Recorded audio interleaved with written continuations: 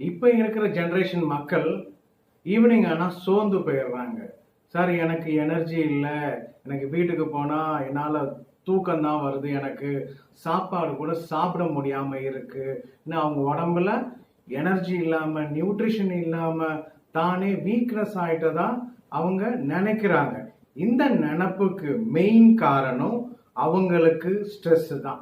இந்த ஸ்ட்ரெஸ் அவங்க தொழில் மூலியமா வந்திருக்கும், அவங்க வீட்டு மூலியமா வந்திருக்கும், அவங்க குடும்பம் நடத்துற அந்த சுமையால வந்திருக்கும்.